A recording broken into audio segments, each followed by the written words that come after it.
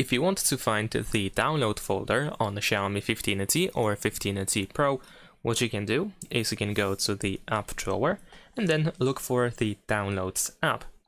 Really simple.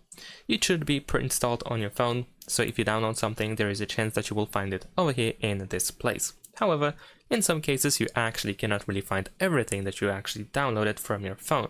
So instead of using this Downloads app, we can also use this Files app, the Files app by Google. This is Google's file manager that is also pre-installed on our Xiaomi. And over here in categories, you should be able to find downloads. And in here, I can actually find everything that I truly downloaded on this phone so far.